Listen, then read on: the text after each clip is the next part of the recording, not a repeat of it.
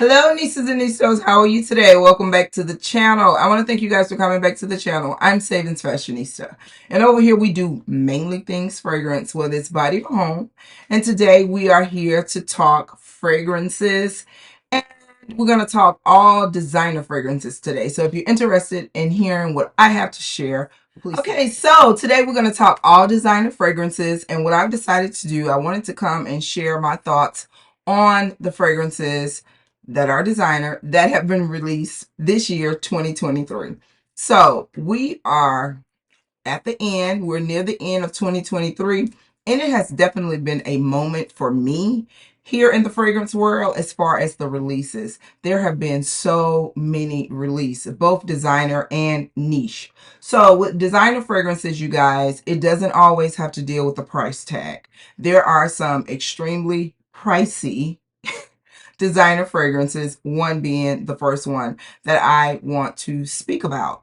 So the difference between designer and niche is that designer fragrances come from a house or a designer that focus more than just fragrance. They do purses, clothes, bedding, other type of luxury items or other type of home items, or it's just not a fragrance house.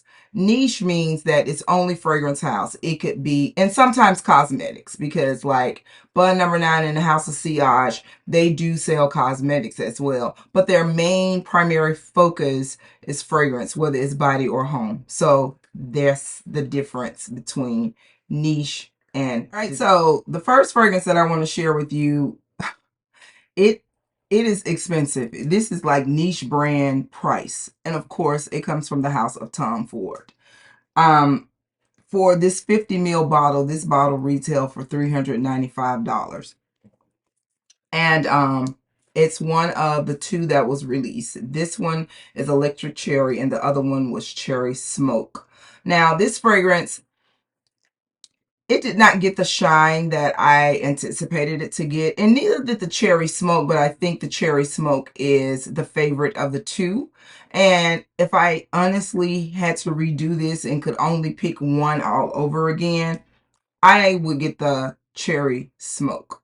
So neither one of these, in my opinion, are at all anything like the Tom Ford Lost Cherry, the original. So this Electric Cherry, it has fragrance notes of cherry, it has some sambac, and it has a nice ginger note in it. But it is a very light fragrance. This fragrance does not give you that nuclear power that is known in a Tom Ford DNA. It's very subtle. It's very girly. It's not at all, in my opinion, unisex. It is a more female forward fragrance. Am I enjoying the fragrance? Yes, I do, but I enjoy the fragrance more when I layer it with other fragrances. This does layer very well with the Oud Wood by Tom Ford, and actually the sales associate talked me into getting the Oud Wood also because she gave me a sample, and after I tried the Oud Wood sample and paired it with this, it worked so well, so I ended up adding that one to my collection as well. But this is Electric Cherry by Tom Ford. All right, the next fragrance is a fragrance that I purchased just to have a frame of reference for another fragrance that somehow I got really excited about. And I don't want to seem shallow, but I really believe that it was just the Barbie hype and the packaging that made me really excited about the other fragrance. But the one that I purchased to create a frame of reference is from the House of Valentino, and this is the Dona Born in Roma Intense. Now, this is a flanker of many. There are so many Dona Born in Romas. So this is the one that is the intense version. This is a amber vanilla forward fragrance. It has a benzoin note in it that is a complete turn off for me. This fragrance starts off really sweet, really sexy, but it goes into this deep resin and it gives me like this car oil vibe. After it has dried down for some reason, it has to be the benzoin. So even with mixing this fragrance, I have mixed it with other fragrances and I tend to like it better as a mix. I actually even mixed it to the fragrance that I just shared I mixed these two earlier this week, and I was shocked because this is more of a richer fragrance in my opinion. As far as the initial fragrance, it's just a bit much deeper than the electric cherry, but the electric cherry outlasted this.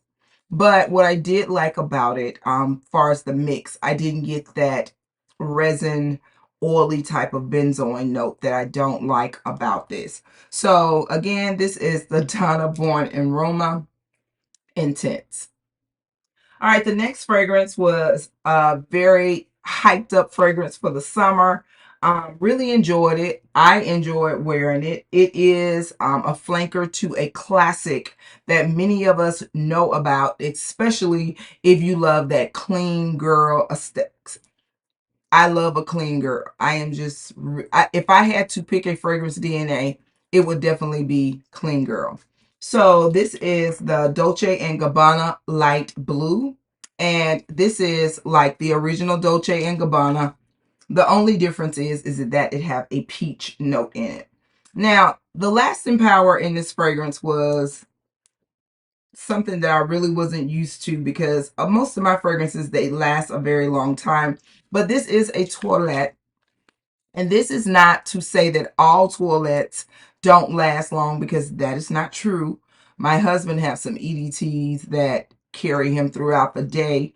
But this right here, it's really nice. Really enjoyed it. Like I said, it's the classic original clean bergamot, aldehydic, just fresh vibe fragrance with a peach note in it.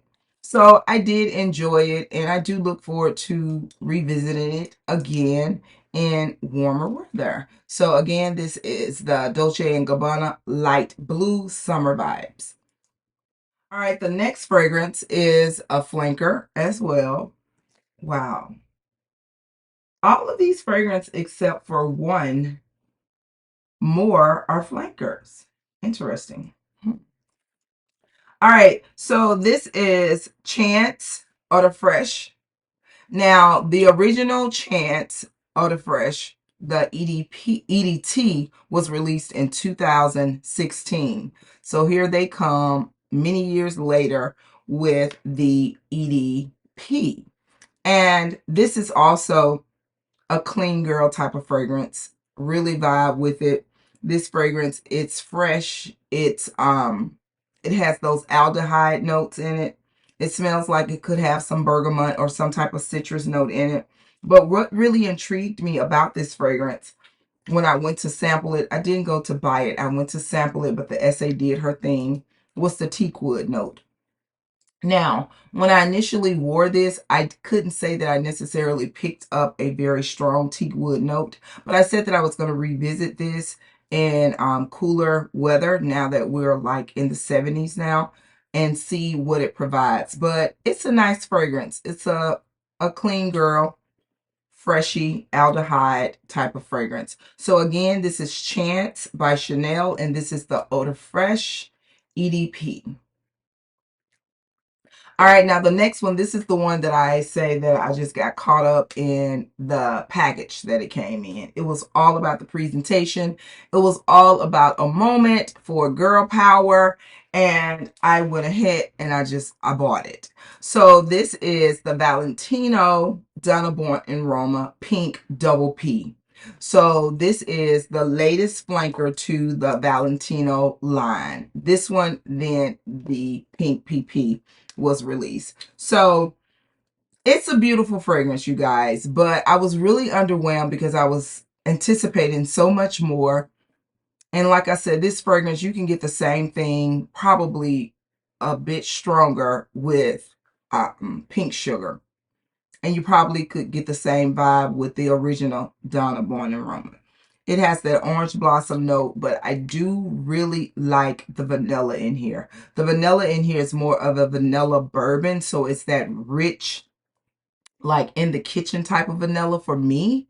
And it's good. So I've been playing around with it. I'm happy to have it in my collection. So sometimes things, it just takes a while to grow on me. Now, next spring, next summer, I'll probably be completely in love with this fragrance. But again, this is the latest from the Donna Born in Roma series from Valentino, and this is Donna Born in Roma Pink PP or Double P.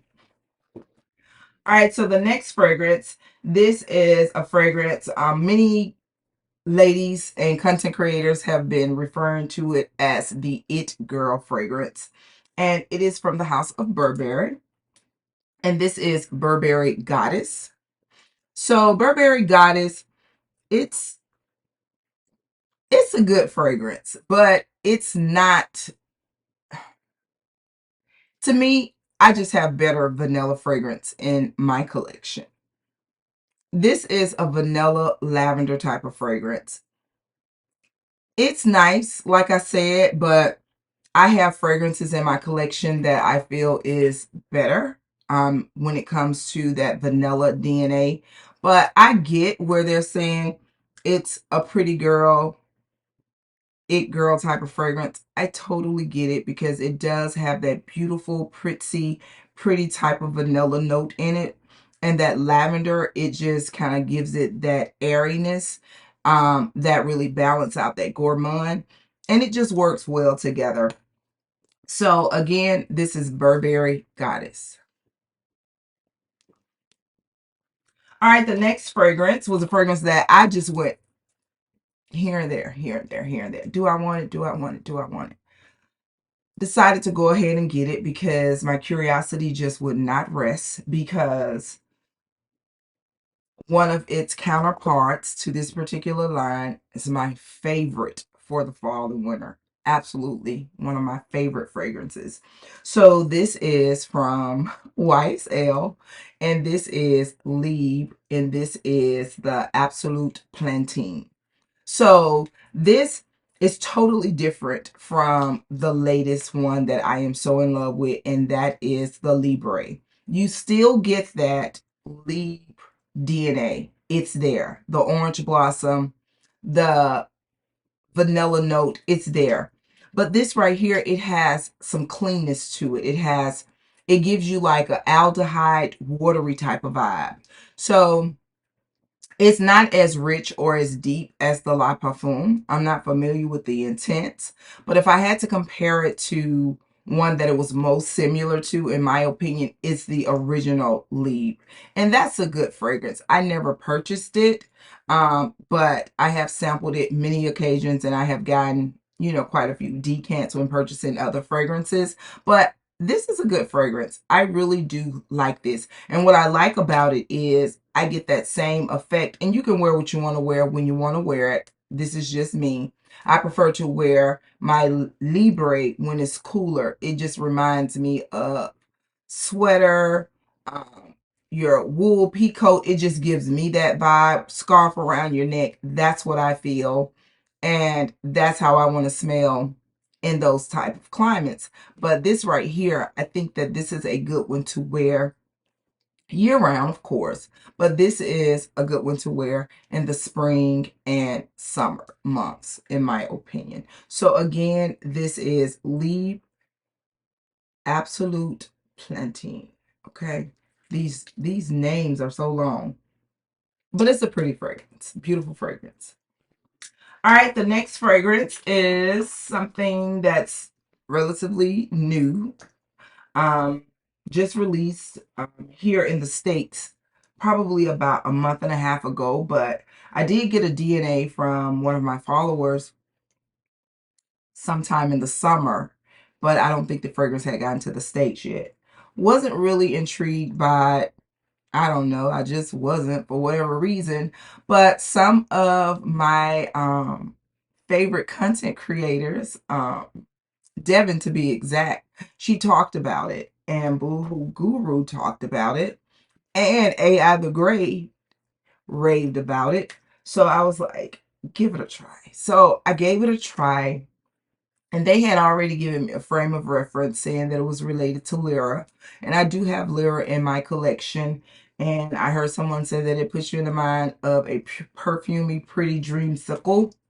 So I went ahead and got it at the Sephora savings event, and I'm not disappointed. This is a beautiful fragrance, you guys.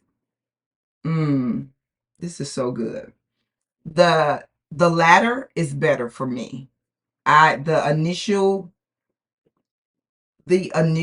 application of it is not my favorite, but the latter, as it dries down, it is so good.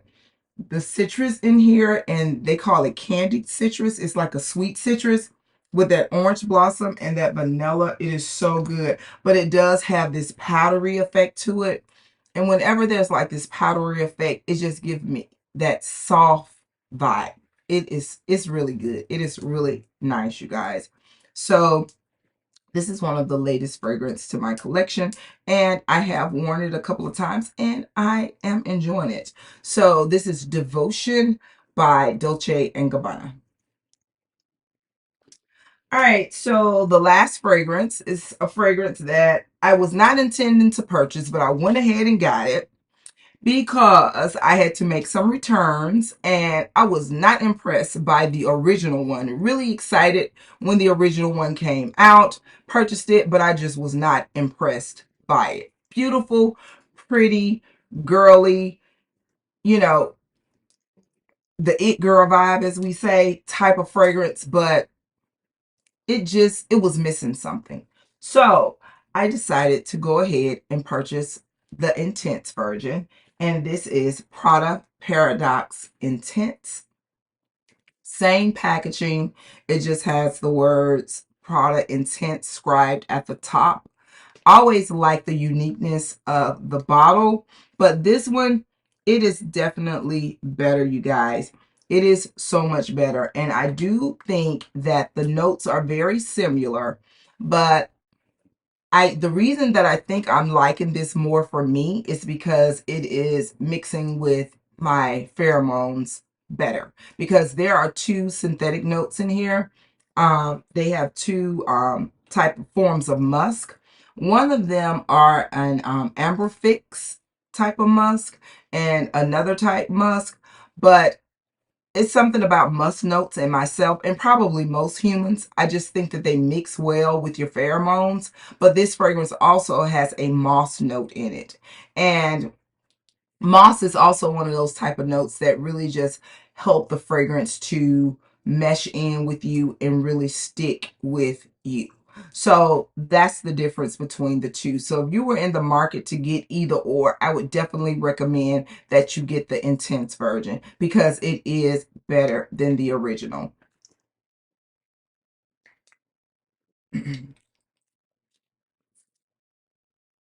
It girl, pretty girl type of fragrance. So the thing that I can say about most of these fragrances that were released, in my opinion, every last one of them are female forward fragrance, in my opinion. There is one that I do think that a gentleman could get away with, and that would be this one. It is really nice, and even the Chance, I think that it could be a unisex, but all of them are more of a female forward type of fragrance. So those are my thoughts on the 2023 designer releases. We are like mid-November. I doubt very seriously, and only time will tell if I will purchase any other fragrances. There's one more, but it's a niche brand that has been released that I do plan on purchasing. Well, it's two. Hopefully I'll get them for Christmas.